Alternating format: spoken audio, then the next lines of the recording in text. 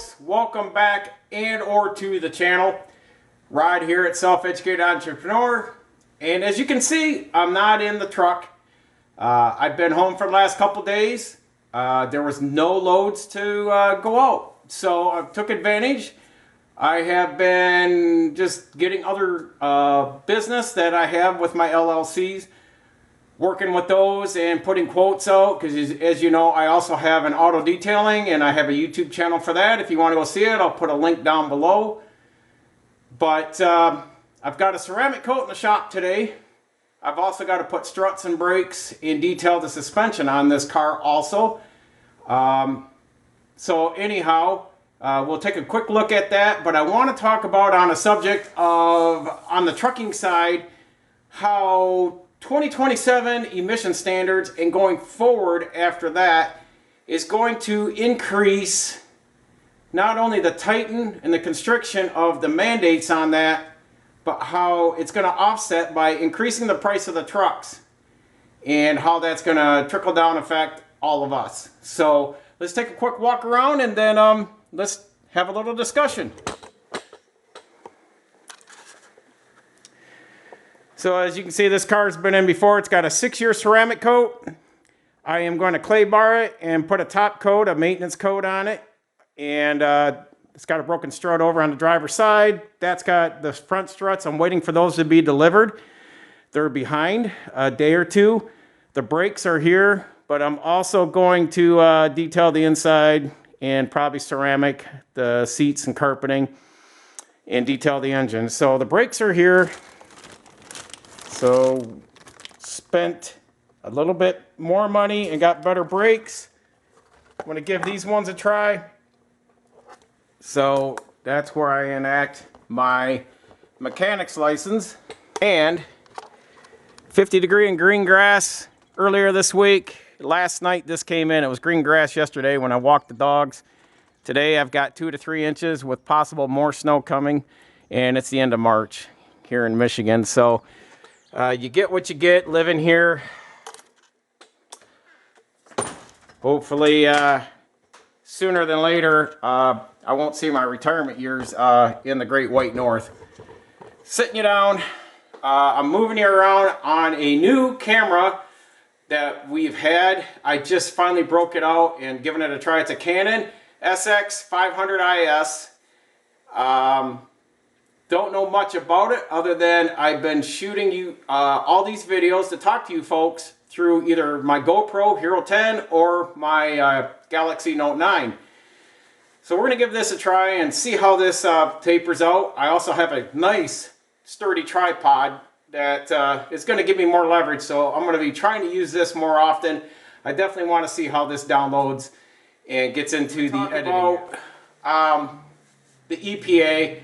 As you know, that's been one of my gripes in a lot of my videos on trucking. I love to drive, but I don't like policy and regulations, and it's just gotten worse and worse and worse to where they're squeezing the little guy out. They're going to just have these big mega carriers out there that it's kind of like driving for a big mega carrier is going to be like going down working at Walmart. And it's just going to be dull, boring, and how do you want to say, you're just going to be downright miserable. So you're not going to have that one-on-one. You're just going to be a number, go in, do your job, and leave. I don't want to be like that. Maybe some others just want to do that, but I like to have a good time when I'm out making money, and I like having a good time when I'm home and not, you know, just doing my thing. But excuse me. The estimated cost of diesel emissions control technology to meet the future California low NOx, that's nitrous oxide. That's the gas that gives off, especially when they're black sooting and stuff, which is the raw fuel, that black, what they call rolling coal and stuff like that. So what they're saying is they want to go like in 1985, and I'm going to put all these articles, I'm going to link these articles down below.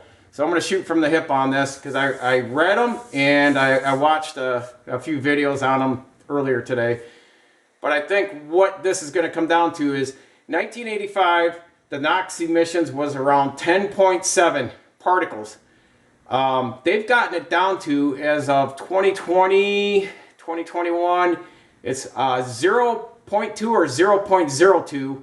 So, I mean, it's down to almost zero emissions on these diesel engines already coming out. And each year they're just getting more stringent and stringent and just tightening everything up. So almost like you're just pumping clean air out the back end, out the exhaust. So 2027, they want to cut that more.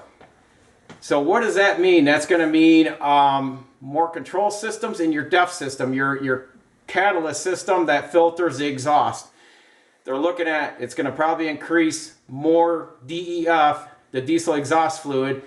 So probably larger tanks, bigger injectors, more injecting of the DEF in the system. So what does this all mean? It's an extra fuel additive besides your diesel fuel to run these engines.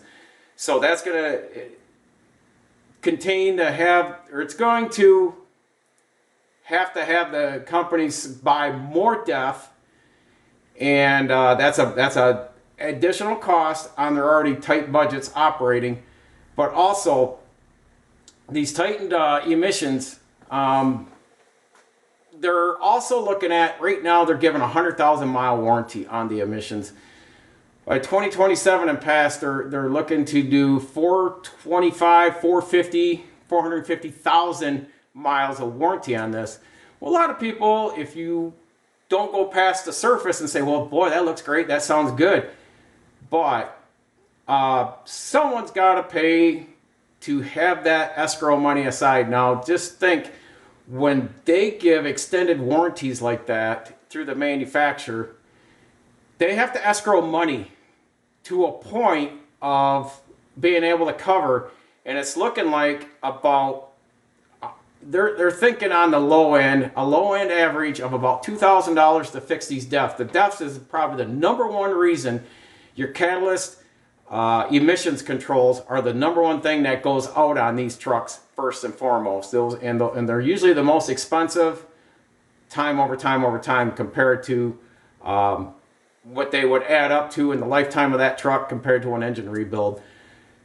But they're saying on the low end $2,000, and for every 100,000 miles of maintenance, or $2,000 for every 100,000 miles is what it's going to cost for the maintenance on that DEF system. Therefore, they're escrowing out about $10,000. So you got to figure, say someone like Peterbilt's got to set aside XYZ amount per truck they manufacture and sell to cover that warranty. So that's money they got to have set aside to cover and pay for the dealership, the mechanic that's going to repair this. And like I said, a lot of people are like, wow, this is that'll be great, extended, more warranty on the DEF system, but is it good? The downtime on that truck, and if you're a small company, you don't have a backup truck, now you're without that truck while it gets fixed, and hopefully parts and supplies are plentiful and there's not a delay. That would make you lose money on that end. But also, the manufacturer, they also have to cover the mechanic, technician, dealership that's going to fix this out there. So therefore, all that money is going to just increase the price of the vehicle being purchased. Now, you say, take a small company that may have 20 to 100 trucks, or even someone like Walmart that has, quite a few thousand trucks. And when the prices go up, and they gotta put these trucks on the road, and when they're operating them, the cost of that truck is just going to get passed on to the consumer product that you are purchasing, or that they're hauling to the dock that's going to whatever hardware store, retail store, whatever consumer product that they're hauling, or gasoline truck going to the gas station. The price of everything's going to go up because it's a trickle-down effect. It's going to come down to where the consumer is going to pay the end result. So you're just going to see inflated prices going up because of things like this. I hate to say this to you, and I may just chap a few butts on this, but the EPA and three-letter agencies are not always in the best interest for our well-being monetarily and health-wise. because you look at what is the end result. These three-letter agencies are just there to collect more money for the government and fatten the big pockets of the corporations, the politicians, the government. Really, in the end, we're all losing money on this. So if you think EV is going to come in and save the day, no, it's not. It's even going to be more to have those trucks than the diesel engine trucks. So I'm going to link these down below, but I think it's worth a read to look at these and just understand why things have changed and how it's getting less and less out there.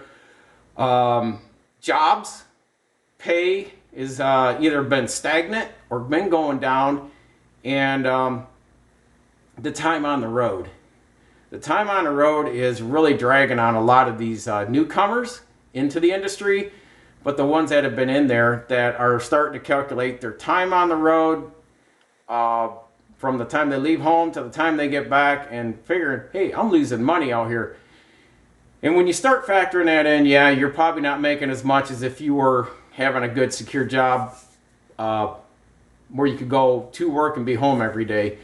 But those are becoming far and few as manufacturing is constricting, laying off, and cutting back. Just the big thing right now for 23 and into 2024 is the white collar workers, especially in the tech sector, are getting hammered with layoffs right now in the droves of tens of thousands. So that being said, take a look at these articles, see what you think, and if you want to talk more on this, but I think right now they need to relax on their policies and let the American public breathe a little bit, because food, energy, and all the necessities to live and maintain life as we know it here is become so more difficult monetarily to make money, to spend money, and the necessities you need just to keep shelter, clothes, and food. And that's about the three main things you need. But then you add in children, medical needs, and all that. It's getting tighter and tighter. So what do you think? Do you think I'm wrong on any of this? Or do you think the government needs to back off on things like this and maybe concentrate on more taking care of a little bit more of the unsafe and unstable things that are going on in this country right now? So until next time, folks, chime in, let me know. Stay safe, continue educating. Rod here at Self-Educated Entrepreneur, and we'll be talking soon.